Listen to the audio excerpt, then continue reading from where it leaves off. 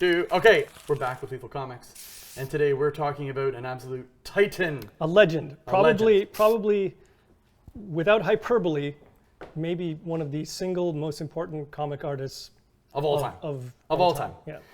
Certainly the most important to me personally, Yeah. as regards my, my desire to want to draw comics at all, Yeah. and the way I modeled myself, stylistically, professionally, like really everything. Every aspect. So yeah, of course we're talking about Jim Lee.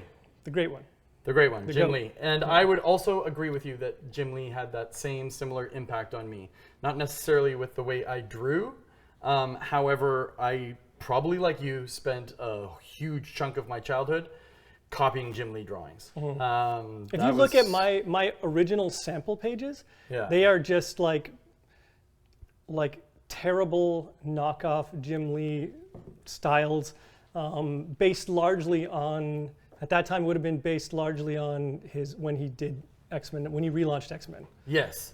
I was definitely collecting Jim Lee before the relaunch. Me too. And you and I are at an age where both of us, it was Marvel Comics, pre-Image, probably for 4 years? That was just the most magical, firing on electrical time for comics. Comics were selling in the millions. Yeah, we should really set the stage It here was, because that time, this is the height of comics will never get here again. like Jim Lee's talent aside, Yes. that time in comics history was, as you said, like just a crazy lightning in a bottle bubble of excitement globally. Like people were just nuts for comics, whether it was, we don't have to get into like the reasons for it, like speculation and all that kind of stuff. The fact is comics were selling in the hundreds of thousands and then millions of copies. Millions of copies. In my hometown alone, it went from 2 comic stores. So I come from, my hometown's Kitchener-Waterloo, which is an hour west of Toronto. We have a very famous comic store called Now and Then Books. It's still there? I think so. And it was featured in Cerberus. And there's a Spawn issue. It features Spawn going to my hometown, Kitchener-Waterloo, to hang out with Cerberus. And it was a Dave Sim, Todd McFarlane crossover thing. But Now and Then Comics was in it. Yeah. But I, at the time, lived in Waterloo. So I would go to Now and Then, but there was another comic store, a little newer, called Carry On Comics. And this is a shout out to Andy at Carry On Comics. It was like Andy and Andy. It was really cool.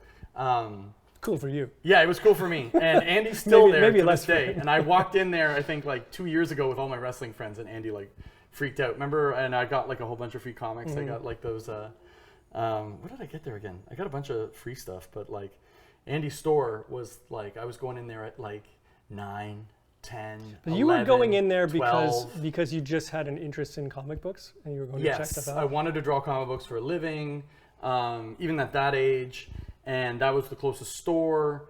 But Andy's store was fantastic. Andy, the man himself, is a fantastic store owner, and was very accommodating to get me all the comics I wanted as a little kid. That guy literally watched me grow up to the point where he was selling my comics in his store, and that was really special to me. But that's where I fell in love with Jim Lee. And do you remember which one you saw first? I do not know which Jim Lee comic I would have had first. 3 Jim Lee comics are at the top 1, 2, and 3 of my all-time favorite comics. Yeah, and we'll get to them. And we're going to get to those. Yeah, we'll get to them. There's a lot of ground to cover. Which is weird, and you think? Because we're calling this Jim Lee Part 1. Part 1, yeah. Yes. There's so much to talk about, and we only have, we really have as much time as we want. Yeah, we have as much time as we want. But it's going to take us a while. We're going to cap it because he's such a monster, and I think we're basically going to focus on his Marvel work. Yeah. So let me right just now.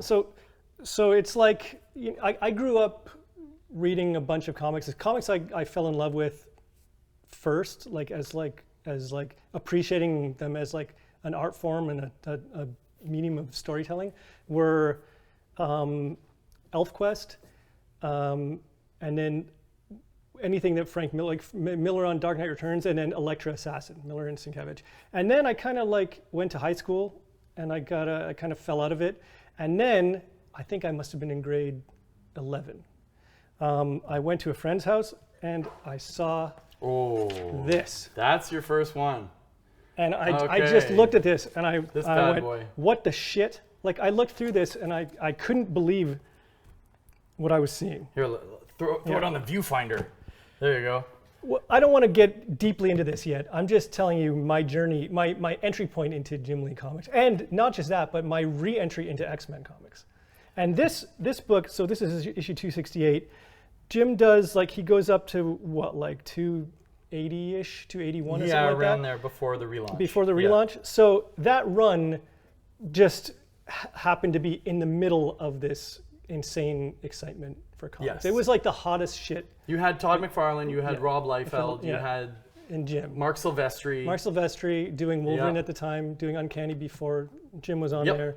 Eric Larson on Spider-Man.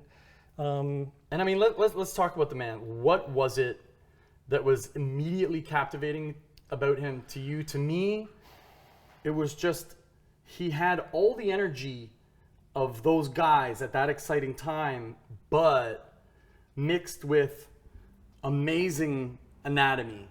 Like, he did anatomy better than Silvestri, and that felt weird. Obviously better than Todd and Rob, but like, I don't want to call it realistic, but just the anatomy was so much better. It gave, like, it's easy to call it realistic. I would say it's like impressionistic realism. Like, you look at this and it feels like like rock solid realism. Oh, his gestures too. Yeah. His superhero gestures have the same every page explosiveness as like a Kirby. Every page of this is iconic. Yeah. But like, yes, it was pop art. It was colorful. It was grounded in like this seeming realism. It was dynamic as hell. Wicked on layouts. The page. The layouts were amazing. Silly layouts. Readable. Nothing is skimped on. No. In his Uncanny run. Like, it just feels like, when you read basically any Uncanny X-Men by Jim Lee, it feels like a guy with something to prove. It just feels like a massive flex. Oh yeah, it's a huge flex. And he did a lot of issues. And I think he had to, because at that point, I don't know how much of a competition it was for him to get the big gig over top of Silvestri. And I mean, I'm sure that had its whole like kettle of fish, because then Silvestri went on to Wolverine with Larry Hama, right?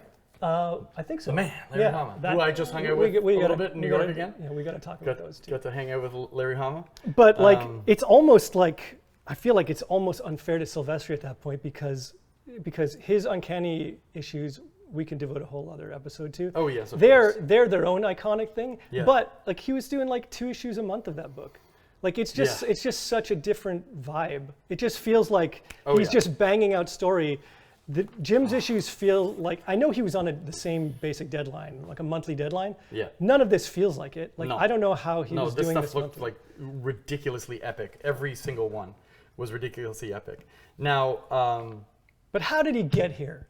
How did he get here? Okay, so where do we start? I was at a Comic-Con. It was the first Fan Expo Comic-Con in San Francisco, and they had booked it on Thanksgiving, like American Thanksgiving, and there was a football thing happening in the city. So the convention was absolutely dead. But where I was sitting in the convention was right beside Liam Sharp, Albert Morey's crew, who is now our art dealer, and then Jim Lee. And on the other side, a few rows down, was Karl Potts. And I think I remember you and I having a conversation before I went to that show, and we started talking about Karl Potts, and I was like, you reminded me that Karl Potts wrote and did breakdowns of my 2 favorite comics, like almost of all time, Punisher War Journal 4 and 5. Yeah. And I forgot them at home, so I immediately went and bought these 2, and I ran over, and as you can see, Karl signed this one and of course, not just signatures. I was like, you gotta make it out to me. Like, that's how special these comics are to me. I think I've owned 7 or 8 copies of this, and probably this. Yeah. No single series have I copied the art out of more than these 2 comics. The storyline by Karl Potts reads almost exactly like Lethal Weapon. It's the same idea where there's a guy running around taking out other soldiers on Punisher's platoon from Vietnam. And this guy's named Sniper, and he's a real piece of work sniper, this guy here. And he's wasting them, and they were shipping cocaine from Vietnam to the United States. And Sniper is running around killing all the old people in his unit. And it's the whole thing starts off with a really wild assassin, like page 1, Sniper starts off with an assassination of one of Punisher's crew. And now the crazy thing about this is Jim Lee. Now this isn't Jim Lee's first Punisher. This would have been the first one. But Karl Potts did the layouts for these. Not this one, apparently. I was just looking at Yeah, the no, credits. Jim Lee's fully on this series. But Karl was doing, I think in the first one, Karl was doing the scripts and layouts. So from what I've heard is that Karl Potts had a big to-do about getting Jim Lee into Marvel, and worked with Jim Lee on a lot of the early stuff. Yeah, so I think I'd love to talk to That's you. rad. You must have talked to Karl about this, but like, Yeah, I'd love to know more about that working relationship because Potts is doing the script and he's doing layouts for this, so he's the seasoned professional here. And Potts is at a lot of he's older, but he's at a lot of Comic Cons right now. He used to be an editor at Marvel. Before that, he was an artist and a writer. He's still an artist. He's working on a war thing right now. So none of these layouts are what we would get from a later Jim Lee. But look probably, this is probably where he started to learn. So a lot of the what he interesting was- thing here is like he's working off of Karl Potts' layouts, but that includes inking. Like he's doing finishes on this. So everything you see here, like these, like you would never look at these panels and assume it was Jim Lee line work. No, because it obviously became, like the crazy crosshatch action not far after. Yeah, but so layouts not characteristically Jim, but like I think he's probably learning a ton here, right? Yes. Like I love looking at these because look at this crazy piece. Yeah, super early days for Jim. I loved looking at these because you can see such an evolution just within the Punisher series. And he did like a good dozen issues of this. Yeah, it's at least a dozen. Yeah. Really cool to see. The stories are great. Like Karl Potts stories in these are wild. Like that looks like the beginnings of a later Jim Lee face. Yeah, totally. These lips. Yeah. Here, that looks proud brow. Yeah, no, it's fantastic. Look at that guy. That's pretty great. And the other thing I love about these, oh look, he's drawn himself here. He's drawn the whole. Oh, that's so good. I never saw this before. Didn't remember it. The other thing I really like about this is I really, really love when Jim inks himself. Oh yeah. And there's a lot of cool examples that we've got just on this table spread of Jim inking himself, whether it's on Punisher or whether it's on X-Men covers. Look at this. Yeah, so there's a lot going on here. Now, it wasn't just, I mean, I was hardcore all about these Punisher issues. But at the time, it was still the heyday of G.I. Joe action figures. G.I. Joe was still on TV. There was a big resurgence in Vietnam movies and action movies. So there was like Missing in Action with like Chuck Norris. Not too far after, Oliver Stone came out with Platoon. So anything sort of like war, Vietnam kind of stuff, I was really into because I also, after school at some point, my mom would throw me out to play with my friends. And we had a forest in the backyard, and we would play like war games. We would like go to Toys R Us to like the gun section when Toys R Us had like a toy gun section. Yeah. We'd buy like 5 guns and they were all get black. a glue gun. They all look realistic. Yeah, they're all black. They all look realistic. And we take glue guns and glue them all together. So we had these like giant Rob Liefeld style glued like 4 or 5 guns glued together, and we chased each other around in the woods, you know. And we would have like the face paint and everything. So when I started picking these comics up and seeing Jim Lee just draw the hell out of like this Vietnam stuff, it was really, really cool when I was a kid. This is cool because this is Jim doing his own pencils, but you've got Scott Williams inking the figures, and Don Hudson, who I'm not familiar with, doing all the background inking. Yeah. So they got a whole assembly line happening here. Yeah. Look at these pages. Well, you Like, can look really at the like. work in Well, here. I wonder when did Now you see this, and then you look at Mother Trucker and some of my work, and you're like, oh, okay. Yeah, that's why Andy, you're filling those This pages. is why you draw too much. Do you know what? So this is issue 4. Yes. At what point did Scott Williams come on as an inker? As Because the regular guy? because look at the difference in rendering on these faces versus the previous stuff. Like I don't know how much of that he's adding on his own, or if he's is he just riffing, or is Jim actually? Well, Jim Lee does this whole issue. Issue 6 is just Jim. Yeah, let's look at that. Well, hang on. Let's get to my baby. Okay. All right. I'll give you that. This comic, the cover alone, is one of the most striking covers that I'd ever seen, and still maybe have ever seen. The use of like 2 or 3 colors. This cover actually has influenced a lot of what I've done in the last few years. Oh, really? Because it's kind of emboldened me to say less colors. Just make this 1 or 2 colors. Yeah, don't throw every color. These yellows and oranges mixed with these weird pinks is such an odd choice. Well, it's such a when weird I look choice, at this, what but I it think works. is what I find interesting is that these are 2 different reds. Yes. Right. Like you could have just done all made it like literally 2 colors, like all red and pink, but then these figures wouldn't have separated as well. So weird.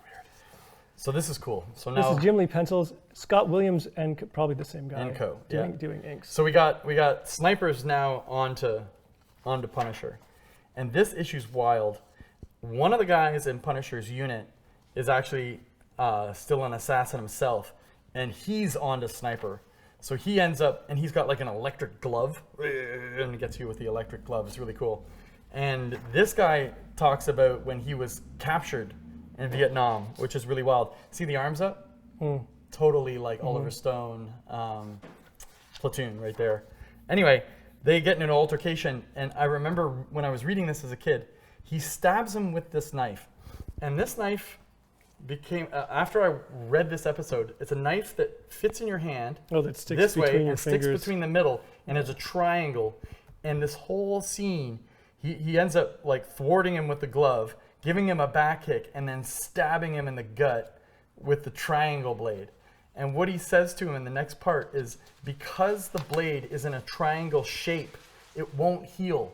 So no matter what, you're gonna bleed Wounds out. don't close up. You'll bleed to death in minutes. Yeah, and I remember being a kid being like, is that real? I gotta get one of those. Is that real? Like, where do I get one of those knives? That's so hardcore. So then, the next part is probably, there's a page coming up that is my favorite page of comics all the time, like of all time. I've drawn it hundreds of times to copy it. I try this angle all the time in my own career. I've failed. Sometimes I've succeeded. Sometimes I've failed. It's so deceptively simple. There it is. Right. This is my all-time favorite page of a comic because when I was a kid, the idea of that foreshortening in a drawing looking that cool blew my goddamn mind. And I must have traced or just sat and looked at and drew this thing. I remember there was a page of Southern Cross where I looked at this again and was like, I'm gonna draw this character in this pose. I don't know if I even succeeded. However, this single page is my favorite thing. But the idea in the story is really cool. Like, he's totally infiltrating the sniper's Wait, go back base. a second. I just want to appreciate the attention to detail on this hardware. Oh yeah, the gun is perfect. Anytime I think I would never want to draw a Punisher comic, you have to part of 50% of drawing a successful Punisher comic is just getting that hardware right. Yeah. For the gun heads who are buying this book, right? Now, in Jim Lee Part 2, now that you've mentioned it, there's a book sitting on my coffee table at home, and it's the one I bought where Punisher has, it used to be on t-shirts, and Punisher has a gun like this and a machine gun like this, and he's in this wicked pose that I've also drawn hundreds of times. And he's firing off one of these handheld machine guns, and he's got another machine gun up here. And that book is just his drawings of weapons. Oh. It's 22 pages of machine gun drawings with explanations of the machine guns. Oh wow! That was an issue. When I bought it was an issue of Punisher War Journal. Yeah, it was like a special issue, but it was just his hardware. Mm-hmm. It was just a hardware issue. This part's awesome. He steps on a bullet mine and takes off the top of his toe, and he's like, I just blew off the top of my toe, and like, just, so he sneaks into the base, and then he waits for Sniper, who knows he's in there, and crashes in, and then he's hiding up in the roof as Sniper comes in, and then from the rooftop, Batman style, and then they get in this wild fight, and this one part, this arrow goes off in its place, and they get it in the arm, and their arms get stuck together with the arrow, and here it snaps. Like, this fight with Sniper is amazing, and I don't know how some filmmaker making bloody Punisher movies didn't just go, these 2 comics are all you need for the perfect Punisher movie. This is all you need, these 2 issues. Make these into a movie, you have the best Punisher movie of all time. It's the absolute coolest thing ever. Does the story end in this one, or does it? Yeah, it ends. Or no, it doesn't end. I think it goes on, but like not from like Sniper gets away in a helicopter, but I think he ends up dying really cheaply in the next issue or something. Like, it's very fast. I remember thinking, no, this one in issue 10 he comes back. Sniper's back, but I don't think he makes it for very long. Yeah, I think he ends up getting like wasted pretty quick.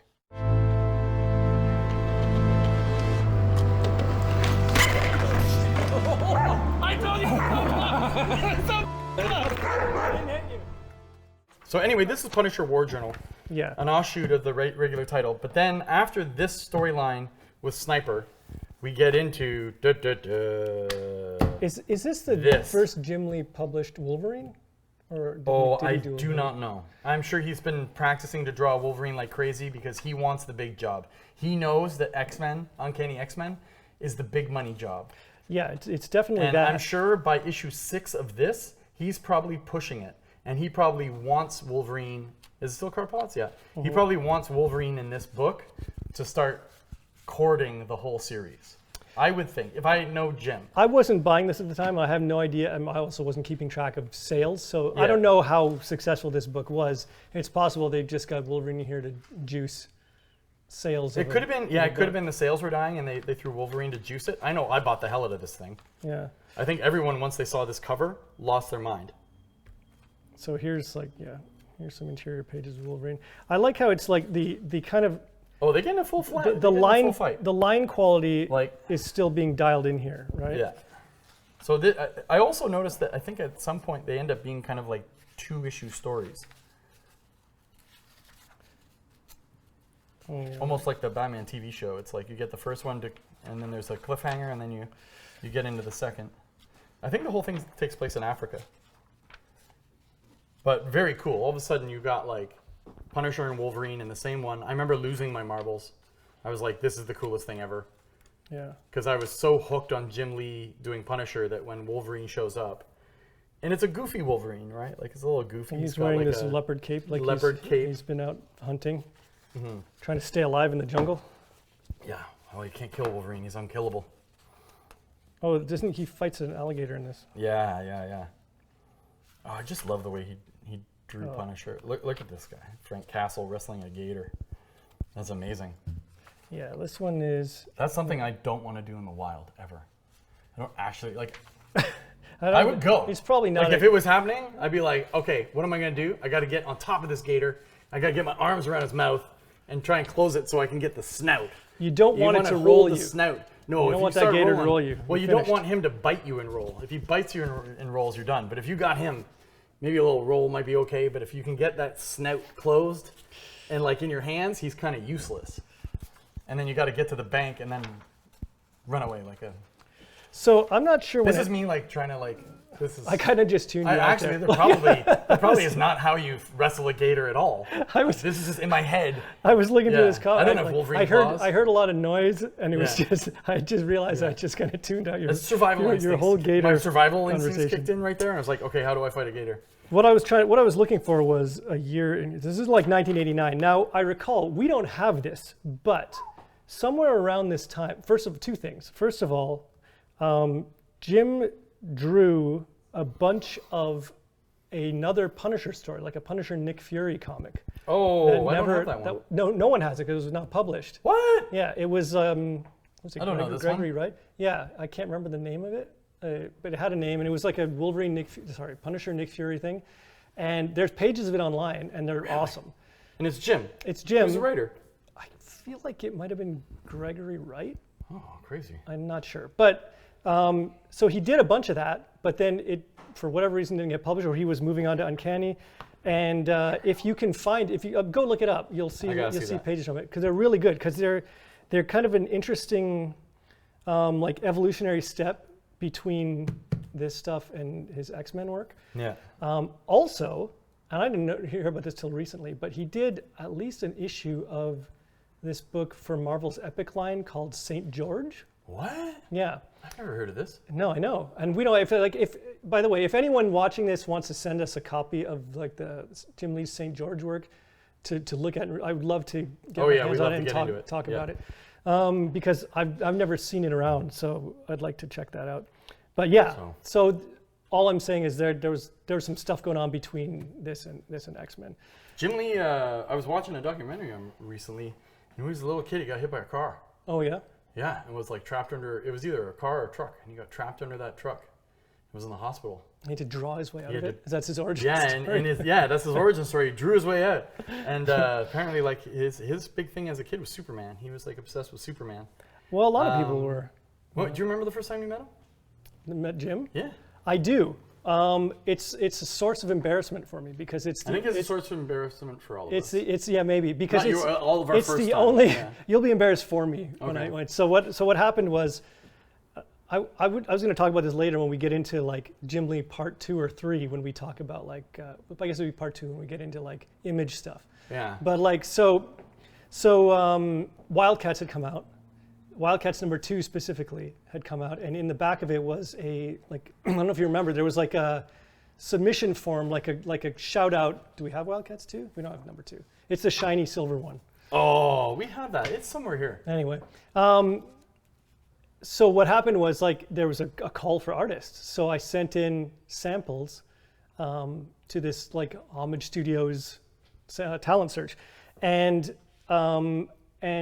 I won't get into it, but someone saw it, like I think Sarah Becker, who was their assistant editor or something at the time, got back to me and said, "Oh, Jim thinks your work is promising," and I fucking freaked out. Yeah. And like, would you draw a pinup for us, like a Wildcats pinup for us to.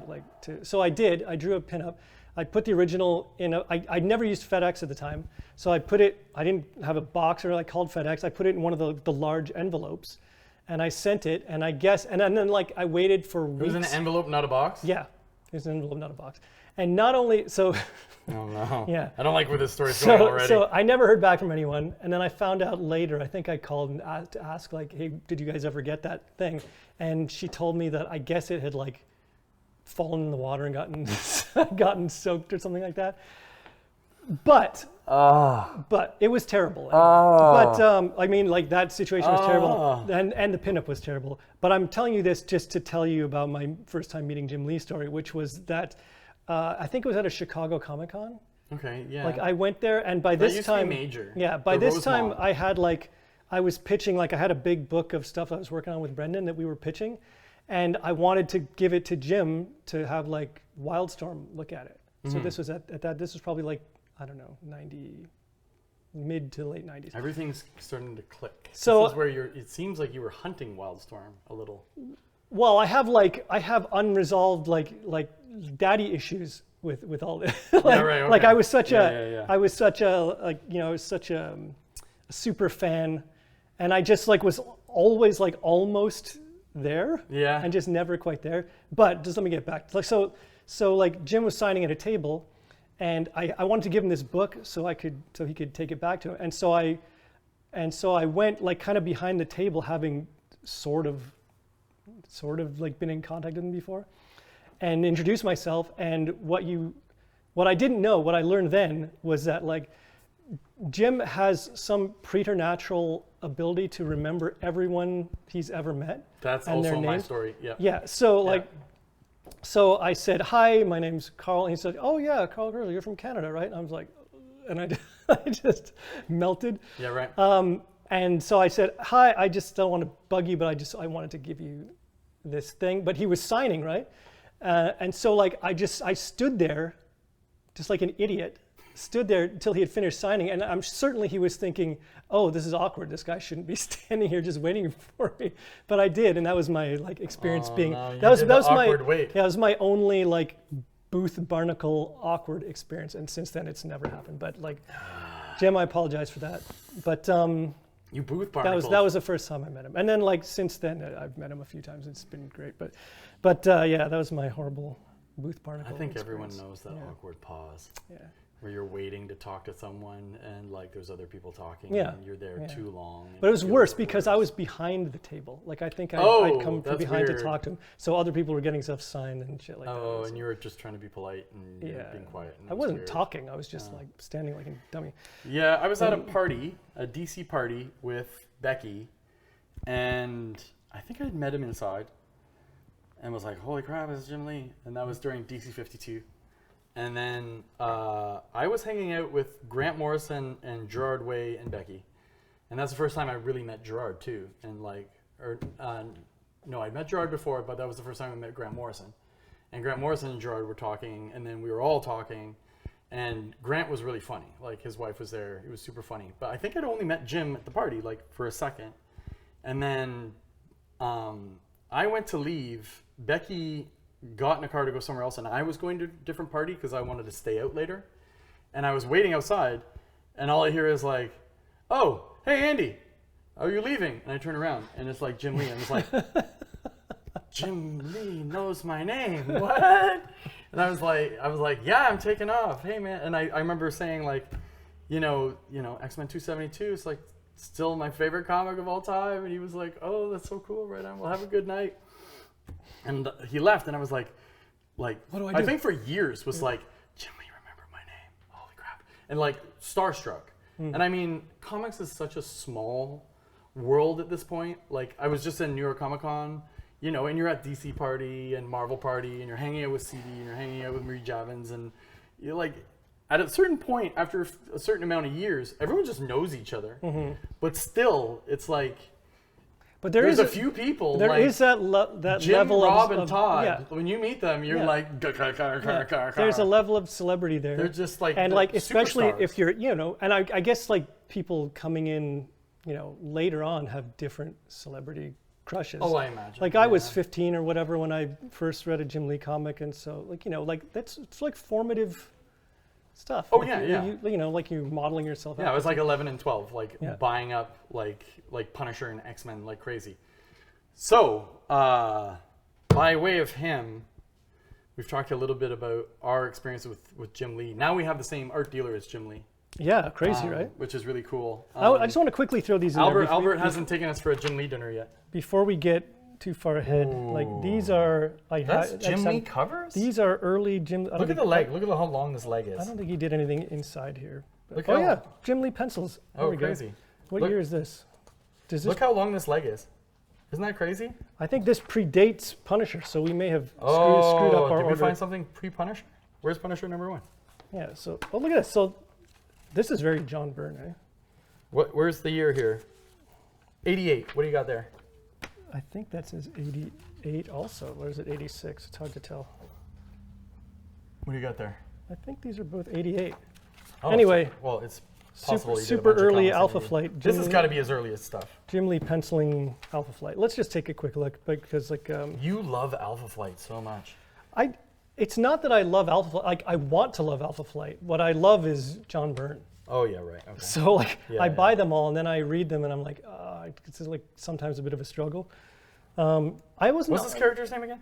That's Vindicator. She looks exactly like Captain Canuck. Yes, very similar.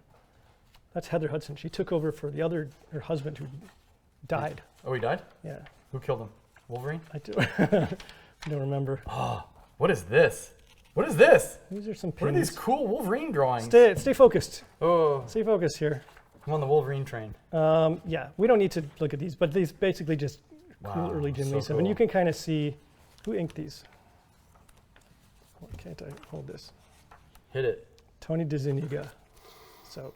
All right. So like different quality again. Like we're getting a whole bunch of different kind of like styles of finishing on early Jim Lee stuff.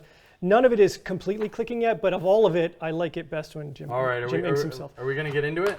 We're going to Let's get into it. This is that the first one? This is the first one. I believe that's the first one. I think this is the first one. Yeah. We are getting into what took probably peak Jim Lee. Yes. Peak Jim Lee. He, like you said, he's trying to prove something. He is a powerhouse, and it is becoming clear that he is the most dominant force in comics. Now, you may not see it immediately here, because this is his first X-Men issue, and this is like, if I recall, inked by Dan Green. So yeah, so this is not so like cool. the Jim Lee Scott Williams joint. Yet. No. Right? This is a bit different, Yeah. but still, it's still cool. This is Jim coming in on like some of the weird like X-Men in the Outback stuff that was going on with Claremont and Silvestri. Here you go. So look at this double page spread. Yeah. Is that just a robot? Yeah, I don't know. Yeah, that's just a robot. I think they're just practicing killing Wolverine. That's Lady what you do. Deathstrike. You got to practice killing Wolverine I love before that you kill. I before love you that come character. after.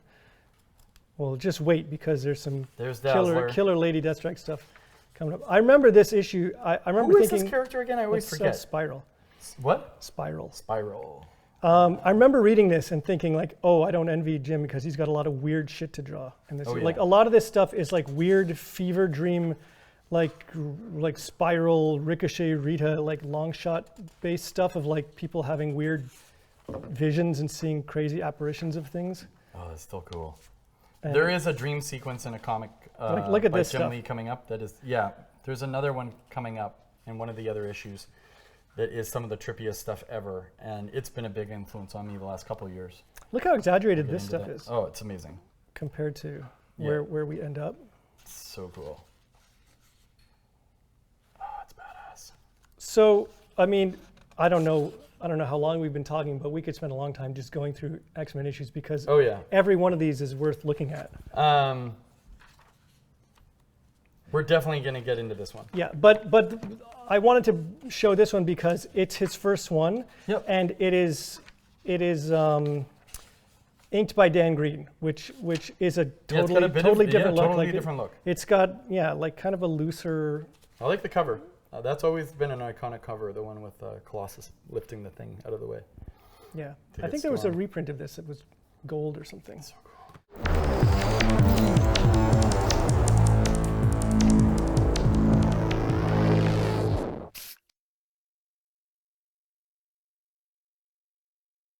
Anyway. Here's my baby. This actually, this is the one. This is the one I had as a kid.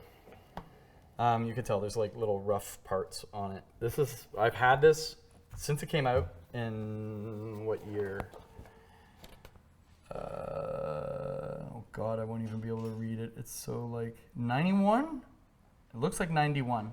I remember this opening page so well. Because it has a bit of a Frank Miller news thing. Yep. This comic it's got is Frank Castle in it. Yeah, this is my all-time favorite comic of all time. It has the coolest X-Men stuff ever.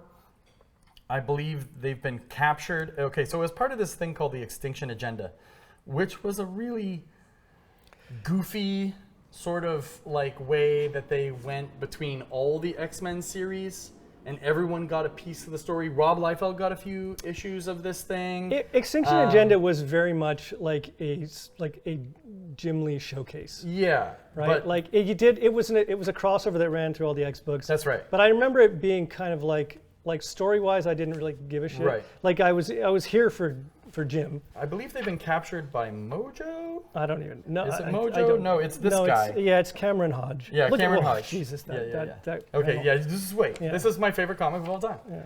It starts off with this great Frank Miller news thing, and this is coming off my favorite comics, The Punisher. So when Punisher shows up and is acting all cool, like he doesn't want to be interviewed, it was kind of hilarious. Plus, there's She-Hulk, and then classic Claremont X-Men. This is the most classic X-Men comic I can think of.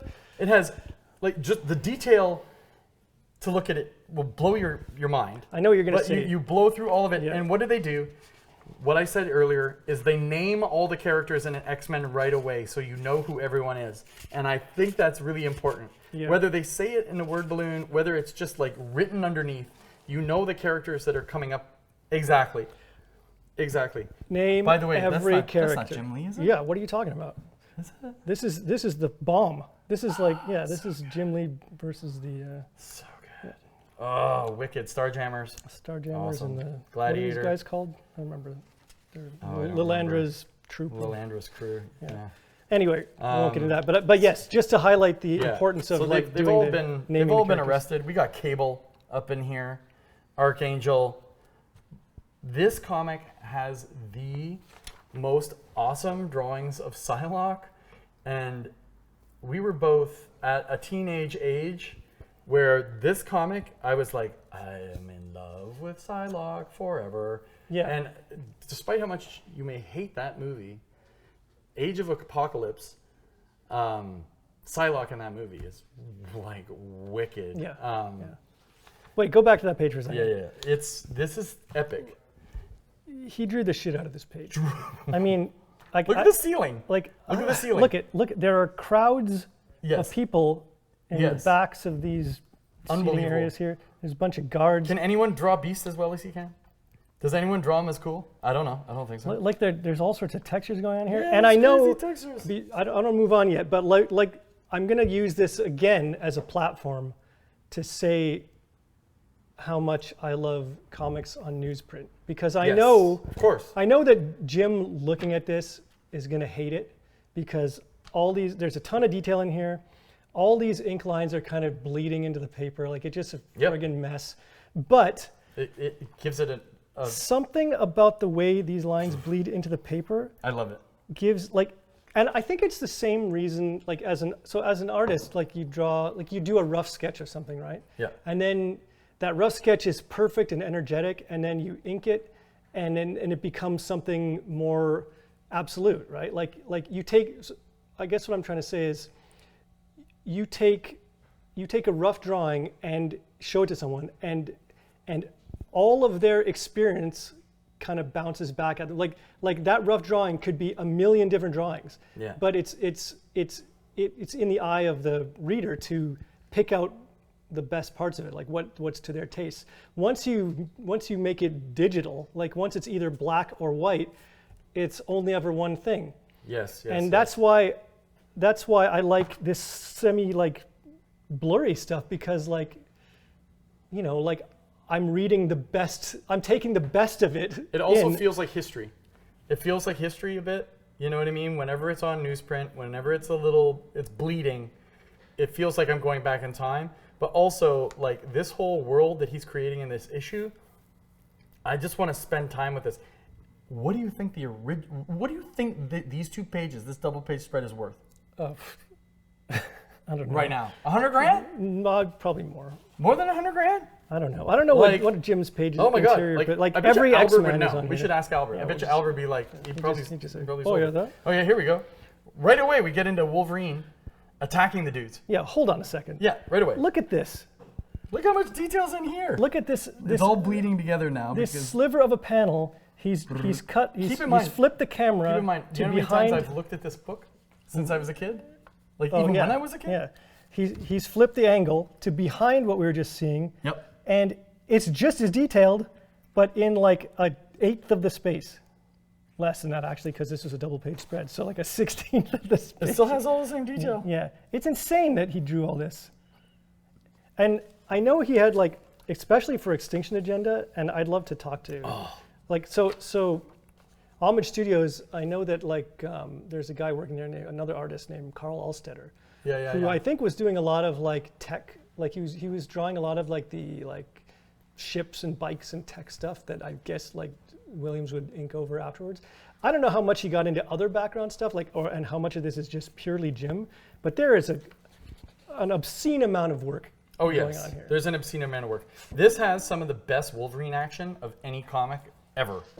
This might be the best Wolverine comic ever. I love this panel break. Wolverine freaks out on these guys, and Storm, who I think, if I remember the story correctly, she got reborn, and she's like just a little older than a teenager here or something. It had to do and with they like have this, barcodes on their heads. Siege Perilous stuff. I've drawn, I don't know why, I've drawn this. Is he Sunspot?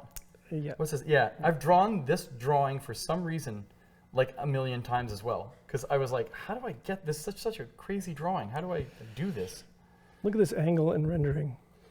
Who originated this like spit between the teeth thing? I don't know, him. I don't know. It's crazy. Who'd that come from? Like, was that? No idea. I love this like general girl, like the sort of like sergeant that's kicking everyone's ass. Dale Keown did a lot of this on Hulk. I know he didn't invent it either, but like. Oh, look at this cable. Yeah. Oh, it's so cool. This cable was like blowing up at this time too. Oh yes. Right? Like so, like putting this much cable in your book was also like a big showcase. So what happens in this comic is they end up. Psylocke gets away, and every drawing of Psylocke is like the hottest drawing of a girl you've ever seen in your life. And I love this. What they do is they take Wolverine and Archangel and put them in a pit and make them fight to the death. And it is so gnarly. I love that. Like, the other thing I want to know too is like, at some point, Jim is flexing more and like dictating like plot demands. Oh yeah. Or like just incorporating himself more into the story. Because obviously that was the big thing in the relaunch. Well, right? yeah, like that was Jim coming in and but like I think even on Uncanny, like they're kind of playing the hits again, right? Right. Yeah. Like they're going back to a lot of like what was awesome in the John Byrne comics. I just read when I read this now, all I'm imagining is like someone said, oh, we need to have Wolverine and Archangel fighting, and now someone's got to come up with a dumb reason for that. Yeah, right. I don't know why it's happening. I don't remember why they had to fight in this, but like it doesn't matter. This page of this fight between like Wolverine attacking here, which is amazing. Look at his mask, kind of flopping over here. Because you didn't see that a lot. This panel also, I think I've tried to draw hundreds of times. Mm-hmm. The gestures of both men in that panel fighting is unreal. Look at he looks like a statue like in Florence.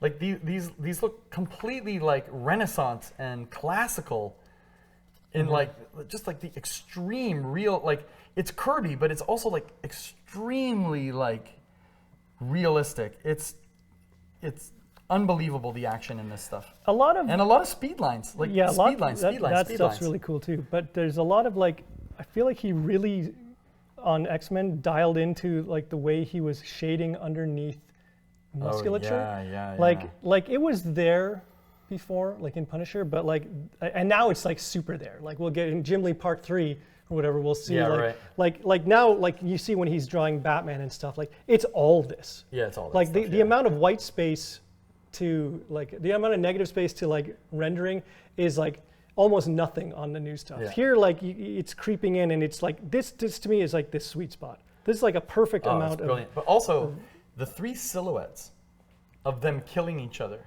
It leaves a lot to the imagination. So brilliant. Too like, oh, I bet there's a lot of blood here. Let's take it to the silhouettes. For sure, one of those wings went through his head. So gnarly that we can't even really show it, and like leaves it up to your imagination. I have all these. You have all of them? I have all those cards, yeah. Oh yeah, Jubilee kicking ass. But then, here we go. Look, I mean, like also, like you didn't care about Richter. No. But like. Richter looks amazing. Yeah. Yep. Oh, it looks great. Now we're getting the Psylocke escaping. So she escapes, beats up these dudes, uses their gunfire to get out of her cuffs. Like every drawing of Psylocke here is the coolest drawing I've ever seen. Look how blurry this is because of the newsprint. Guess what? I don't care. Crazy blurry. It's better.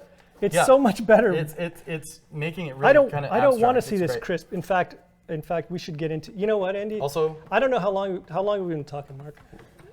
What are we up to now? Because I honestly think part 2 just has to be a deep dive into Uncanny X-Men, because we've just talked for a long time.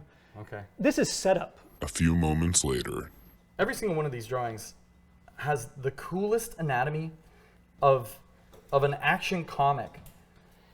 Like the action scenes, the setup, the speed at which the panels are moving. I like these black borders too. The black borders are really cool out of nowhere. This drawing as well, I think I've drawn hundreds of times to replicate this, which was the gnarliest like portrait I've ever seen in a comic up to here. And that's the villain. And I was like, this is wild. Look what a creepy is. Yeah. Just peeking around corners. Done in pure green. So freaking cool. And then this is really cool. I believe he got stabbed with something, and he pulls it out of himself. He allowed himself to get stabbed, to pull it out, to drop it to his toes, to then use his feet to unlock himself from the thing so that he can get everyone else out as well. That's pulling fire. from Burn X-Men too, because Storm did a similar thing. That drawing, I've redrawn hundreds of times. The foreshortening. Look at the bursts. Yeah, you could like this Well, arc of fire. The arc of fire and the bursts. Yeah. It's kind of baffling that the pow pow pow didn't follow these. Yeah, that's a bit weird. shots. I bet you didn't want it interfering with the drawing of the girl, because like the gesture is so fierce. Yeah, it's a and great then spin. here she comes, out of nowhere. Psylocke saving the day. Kicks open a grate. Yeah. So awesome. Wolverine's all mangled from the fight. You got yourself a Wolverine and Jean Grey scene, yeah. which are few and far between, but You're like, I always love that. Out? I don't know. Yeah. Are they gonna make out? Oh, like, look at this shot Is she an adult of again? Storm. Here? Is that what's She's happening? just about, I think. I think she's Yeah. like back in body, so she's a normal. Look at this normal adult. gesture of silence. Like, Jim Lee is on fire in this issue. But that's the thing. It's not just this issue. No. It's this entire run. Yeah, so Like- we've been here chatting away about Jim Lee Part 1 for 45 minutes. We thought we were going to get through Punisher and all his early Marvel work. And No, I think we're calling it. We're going to do a Part 2. We had a lot to set up, and Where well, we get we into- knew we yeah. could go forever talking about Jim. Yeah. But like, I feel like the dive we just took into issue 272, yeah, we could my do all-time for like, favorite there's a comic. dozen of these comics that we want to look at. Yeah. And Jim Lee, we're not worthy. We're not worthy. And I think he's used to hearing that from everybody for a long time. Well, But yeah, so I think we pick up again. Jim Lee Part 2 will be more X-Men. it'll be all X-Men. It'll be all X-Men. Yeah. Yeah.